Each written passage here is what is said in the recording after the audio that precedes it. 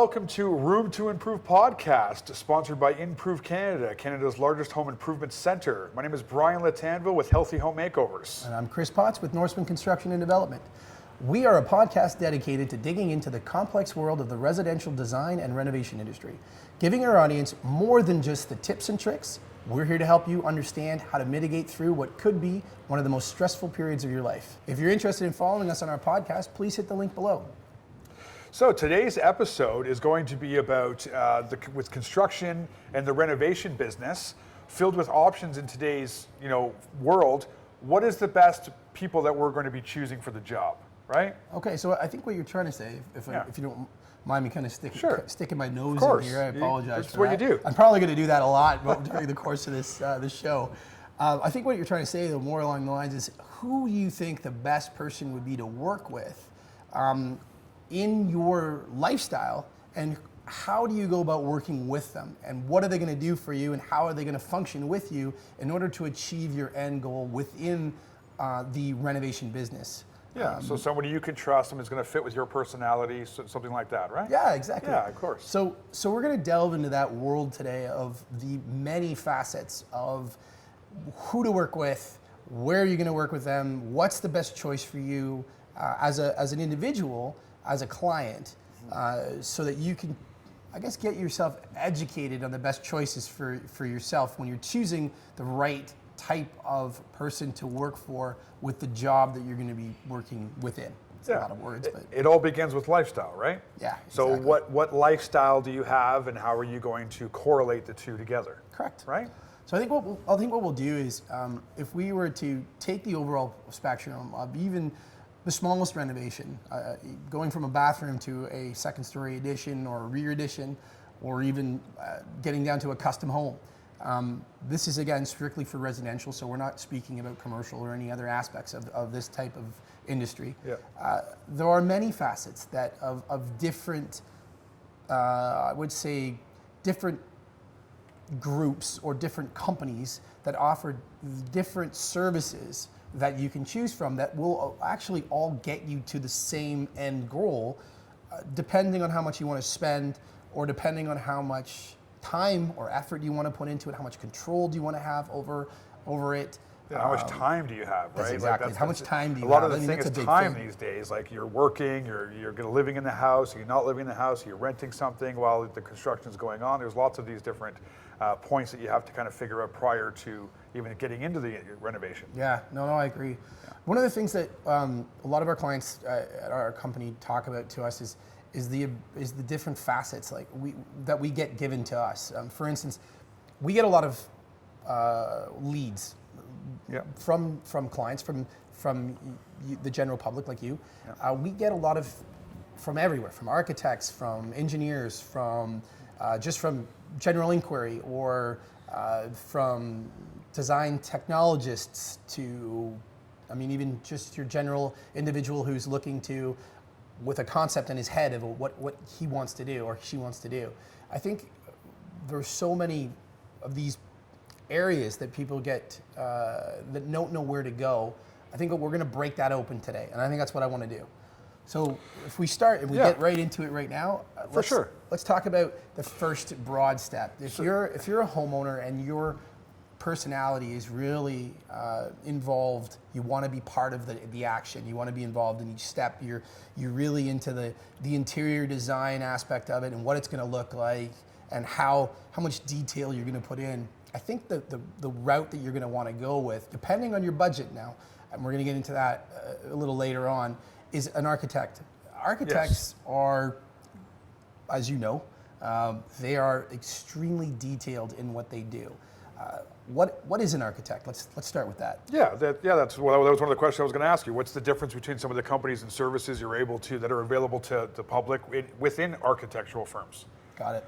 So architects, as you know, they are broken into larger firms, single operators, or smaller firms. Larger firms typically stick with a lot of commercial style buildings, larger budgets. They're very, very in depth with the amount of people that work with them. They are they have mostly engineers that work inside their firms. They have salespeople that coordinate with the clients. They have many different draftsmen and different levels of interns, all the way to like full partner architects. And the complexity in which these firms work within are extremely high budget. But one of the things that you're going to get to work with this type of architect is you're going to get a lot of detail. Yeah. And as you know, so as a homeowner, what would I be hiring them to do? Like, is this like a custom custom home kind of an architect, or this isn't? You're not going to hire somebody like that for a bathroom reno. generally right? what I've found, the Yeah. quotes that we get Yeah. to work with, you're going to have this type of a drawing and this type of firm within the architectural services.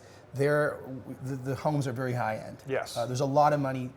This type of design is going to run you anywhere between $50,000 up to, most of these firms actually take a percentage of the construction budget that could be as high as 15%. Wow. And yeah, it gets very expensive. Yeah. However, there are a lot of high net worth employees working for these firms. With the amount of detail that they're putting into the drawings, the building really builds itself. Yeah. I mean, that's what you're paying for. Yeah, and it's the quality, right? Right. You're getting that quality, you're paying for the quality. Exactly. You want the quality home, the quality design, you're paying for the quality architect. But if you're on a little bit of a lighter budget, Yep. and you still want to maintain that control, there are also single operator architects who, for a lot less money, and generally anywhere, they also could potentially take a percentage, anywhere between $10,000 to $30,000. You're going to be able to work with an architect who's going to be able to give you that type of design where they can explode the drawings to the level of detail in which they've been trained for. Because the difference between an architect Yeah. and a technologist, or just your average Joe with a BCIN number, which we'll get into that a little bit later, is that the amount of schooling that they've gone through to achieve that is exponential. They've usually passed the architectural course, which is a university course, where they've gone into the amount of length of time that they've spent to achieve that education, which gives them that ability to explode these drawings and to give the detail.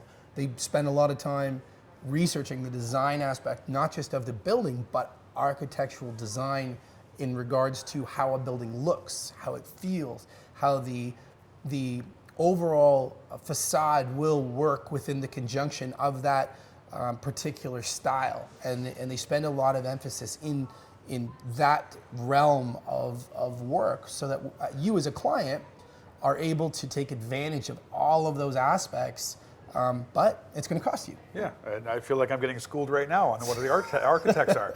So good job. You're schooling the rest of the public too. Fantastic. Fair enough. All right, so perfect. So that's some of the architectural firms and some of the reasons why you'd hire. So you have the architect firms, the larger companies. Yeah. Then you have the architect technologists. Okay, so that's actually a different scenario. Yep. So an architectural technologist is a person who basically hasn't completed the formal training. Okay. Most of the time, these guys could be draftsmen, people that have gotten into the business but never finished the university section of it.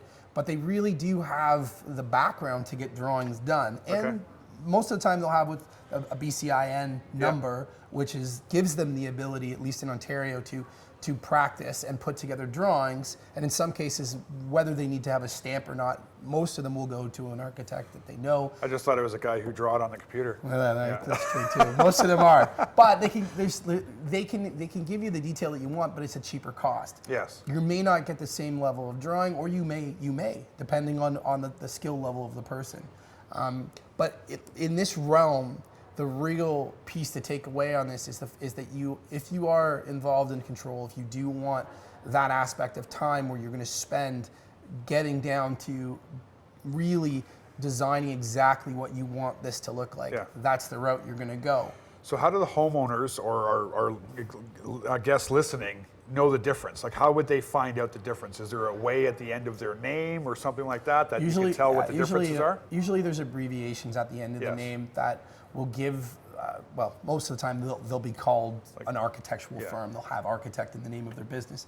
But there are abbreviations at the end of the name, which I don't know. Yeah, that's fine. But between 1, 2, and 3, like they want to be able to look for, hey, I want the higher end one. I want, just to give them an idea of what to look for, right? Obviously, depending on their price range and their budgets, of course. But Also, we're trying to help our guests and the listeners understand what they should be looking for when they're going out for these architects, right? So what are some of the things that they should kind of be looking for? Like they should be looking at other plans, some past business that they've done, some of the quality of work, I guess, so to speak. I think for the purposes of today, I think if we, rather than getting into the level of detail that I think that would command right now, I think that what we should probably stick to is more along the lines of what are the differences between the aspects of how to sort of choose who to work with to move forward on your job. So for instance, an architect that you're going to work with isn't going to be able to give you some aspects of what you need. Okay. One of the things that we're really going to end up with once your drawings are finished is the architect's not going to be able to tell you price. Yeah. Which is a really important aspect because you're going to get all of the bells and whistles. You're really going to be able to get deep into the design aspect of it. But the problem with most architects, and I'm not saying this is above everybody, and I'm not putting this into a general category, but what I've found working with different architects in this industry is that you're not going to get the pricing aspect. I don't know how many times I've personally or my sales team have gone to meet with clients who have a beautiful set of drawings that in their minds they're thinking it's going to cost $250,000 to build when it's about $900,000 to build. Yeah. It happens a lot. An architect gets carried away with what the client wants, and most clients they want everything that they want to put down, and the architect's going to be more than obliged to put them there on the drawings in order for them to achieve that. But then when it comes to actually building the product, it's not what they're able to I guess foretell. And that's where you get into the next category of people that you're going to be able to work with, which is your design build firms. Yeah. And as you know, your design build firms are companies that either employ an architect, employ an architectural designer, or employ a technologist who's got a BCIN number, who works with the building firm to actually hit your cost as you're building it. And most of that's what a design build firm does. It works with you to achieve your end goal while you're essentially building the project on paper. Okay, very good. He knows his stuff, people. I don't know what to say. He knows his stuff. I'm just sitting here. I'm just a question and answer guy. No, but that's definitely some good stuff. And what do we want to move on to next? So we got the design build firms. We talked about architects. We talked about different levels. We're going to move on to design build firms. Is often a general contractor, right? Within the realm of design build firms, you have different categories that allow homeowners, again, to be able to choose different options within this realm of the industry. Within a traditional design build firm, these companies traditionally have a architect or a design technologist, as I mentioned, or a general technologist built into their company. And while they're working with you, they can be able to discern the project from start to finish within the cost environment that they're put into. Okay. And what ends up happening is during this phase, you're able to actually keep your budget in check all the way through from start to finish. So let's say you have $250,000 and that's all you've got to spend, and you don't want to go above that budget. During the course of the construction, the architect or the designer who's working within that firm is going to be able to coach you along with a construction specialist, like at our firm. We can break that down for you so that you can expand into the realms of cost, so that, for instance, you want the hardwood floor, you want a wide plank engineered product. Can you afford it before we get to the point where that's where your heart's been set?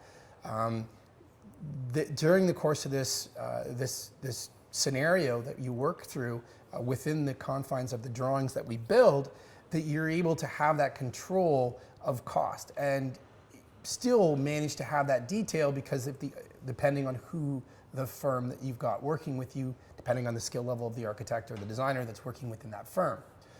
If you want to go another route, within that same facet is a project management company.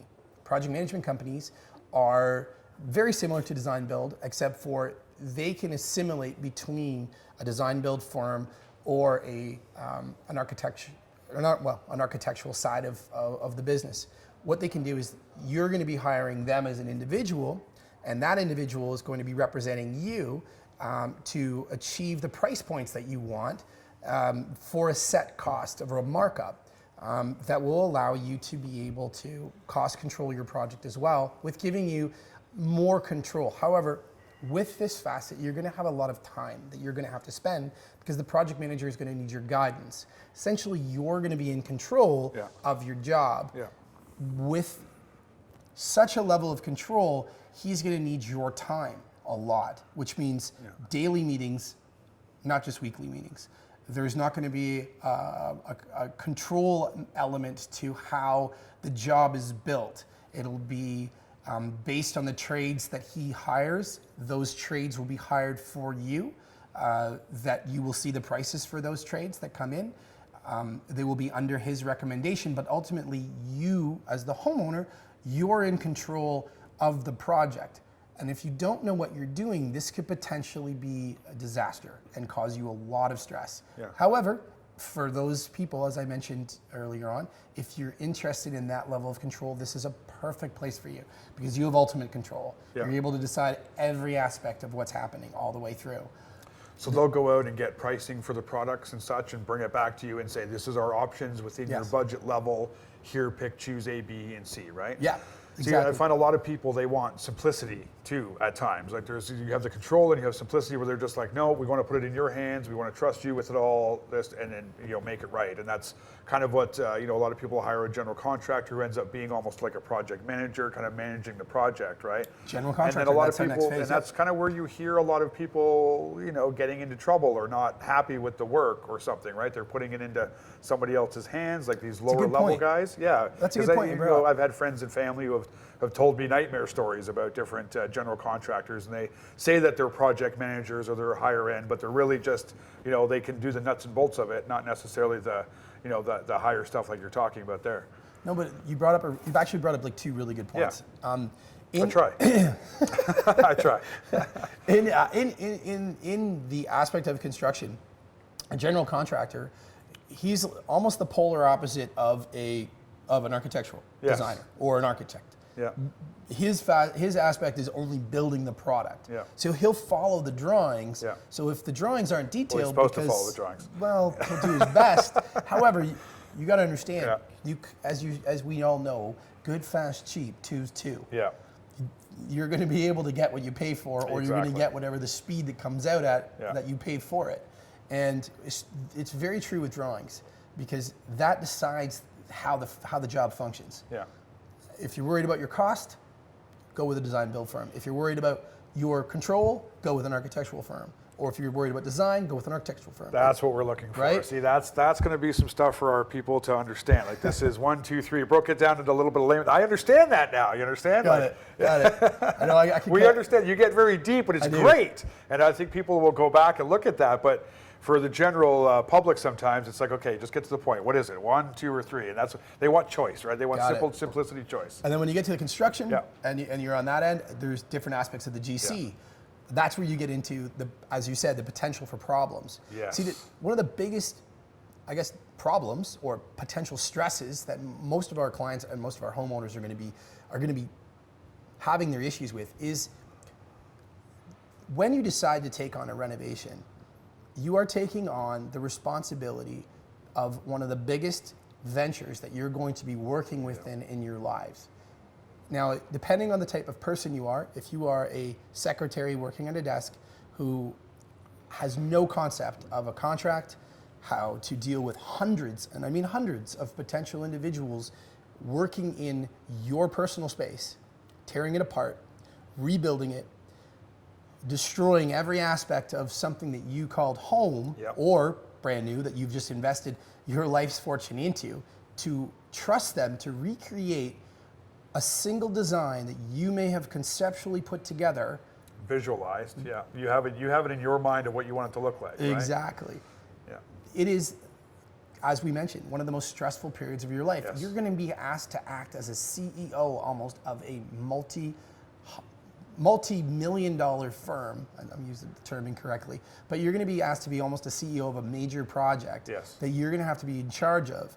That's going to break down your entire house and put it back together again. You want to make sure that you at least decide on what you're going to do. Well, it's your finances, it's your emotional stress, it's your family that's involved, and it's your house. So there's a lot of stuff right there, like you said. It's the stressful times in our lives where people are, it's going to end up. We're hoping at the end it's going to be the product that we want. It doesn't always work out that way, right? But for the majority, that's what we hope it's going to be, and definitely that's some of the points that we're talking about here. So. You're getting into contracts next too, which you touched on right there a little bit. The contracts are important, right? To be able to go back and figure out, hey, this is what we said we were going to do, but this is what we've done. I think again, we'll break that down, I think, in another show, because contract writing and contracts are very important for all of the aspects of the design trades that we're talking about today, about how to organize and facilitate your initial project. Yeah. As I said earlier, architects are there to help you with your design, help you break down your project, help you give you the detail. An architectural technologist is, depending on their skill levels, are exactly the same.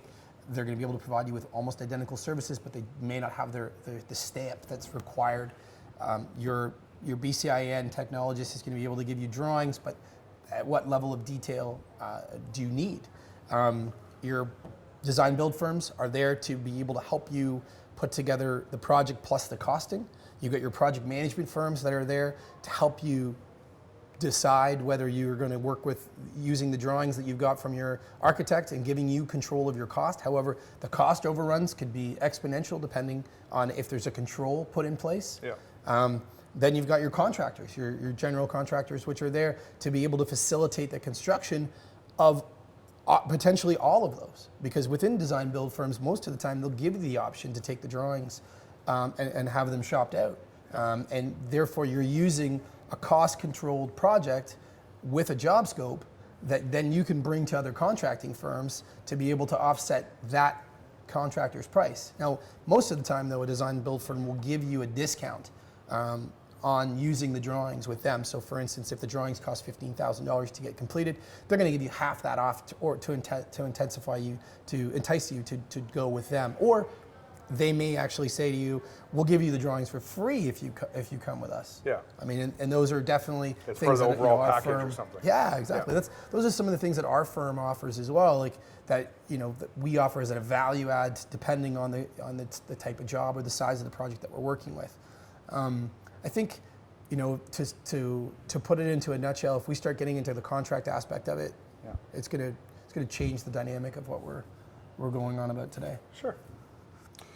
Sure, that's some good stuff. So, construction engineer, we're going to touch on that today. Yeah, that's true. Yeah. So the other option, which is I don't think people realize, is that you can actually go with a construction engineer. And a construction engineer is somebody who is not an architect, who is not a general contractor, who is not a design build firm. Well, what are they?